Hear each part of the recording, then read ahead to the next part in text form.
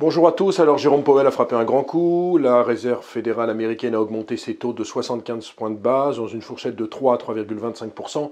La problématique, c'est que d'après les propos de Powell, on pourrait être sur des niveaux de 4,6% l'an prochain, ce qui veut dire une hausse des taux encore de 75 points de base, puis de 50 points de base, et sans doute encore de 25 points de base en 2023. La politique monétaire américaine reste restrictive et ne sera donc pas accommodante tant que le chômage ne remonte pas. Quel sera le niveau? 5%, 5,5%.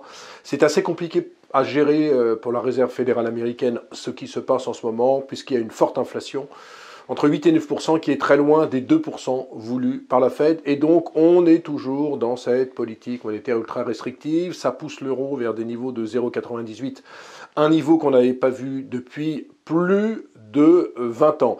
Ce qu'il faut expliquer quand même, c'est que quand vous faites la décomposition de l'inflation aux États-Unis, vous avez à peu près 30% qui est lié à l'énergie et à l'alimentation, 20% qui est lié à l'immobilier. Selon toute vraisemblance, l'immobilier va baisser, puisqu'avec des taux hypothécaires à 6%, il est évident que les 20% d'inflation vont baisser, c'est-à-dire que cette pondération va baisser. Sur l'énergie, en fait, la Fed ne peut pas faire grand-chose, parce qu'on sait très bien que c'est un choc exogène. Si le pétrole monte, vous avez beau augmenter les taux, il y a de toute façon une fonction de pouvoir d'achat pour les consommateurs. Donc, on est dans une situation assez compliquée. Comment faire pour ralentir la demande, alors que notamment les prix des services ne cessent de monter? Bref, c'est un défi un peu compliqué. En tout cas, ce qu'on peut comprendre à travers le discours de Powell hier que j'ai vu notamment sur CNBC, c'est que c'est tout pour lutter contre l'inflation, quitte à faire reculer la croissance, quitte à plonger le pays en récession. Voilà pourquoi les investisseurs sont très frileux sur les marchés. Voilà pourquoi le CAC perd entre 15 et 17% depuis le début de l'année.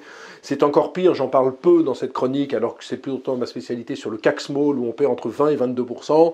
Je vois beaucoup de PDG de boîtes en ce moment dans le monde des small caps. Ils sont totalement dépités, ils sont totalement dégoûtés en se disant, nous on a un business, nous ça marche bien, mais les investisseurs ne sont pas au rendez-vous. Il faut savoir qu'il y a un an, il y avait encore 20 milliards dans les fonds small caps. On n'a plus que, 15 milliards et demi, c'est assez compliqué. Il y a beaucoup de retraits. Vous avez par exemple des fonds le matin qui appellent en disant nous, il faut qu'on solde toutes ces lignes parce qu'on a une compagnie d'assurance qui avait 100 millions chez nous, ils retirent 50 millions, donc on a 50 millions à sortir d'ici la fin de la semaine. Et c'est pour ça que vous voyez des variations complètement erratiques sur certaines small caps avec des moins 10, moins 15, moins 20, alors que pourtant les fondamentaux sont plutôt bons. Donc, moi, ce que j'ai envie de vous dire sur les marchés, on est en dessous des 6000 points.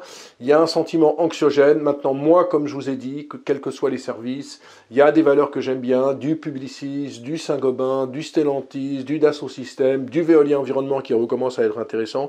Il ne faut pas désespérer. On est quand même en baisse entre 16 et 18% depuis le début de l'année. À un moment ou à un autre, il y aura un rebond.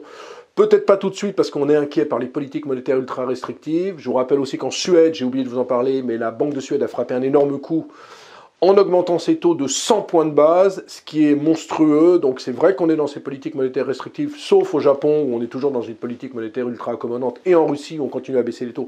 Mais là, on est dans un autre paradigme. Donc c'est vrai que c'est un peu anxiogène sur les marchés, mais encore une fois, je vous le dis, au moindre chiffre inflationniste un peu meilleur que prévu, on peut avoir des rebonds de 5 à 7%. C'est pour ça que mon feeling, c'est toujours qu'on va rester entre 5009 et 6500 points. Encore un grand laps de temps. Voilà, excellente journée, bon week-end, reposez-vous bien et on se retrouve la semaine prochaine.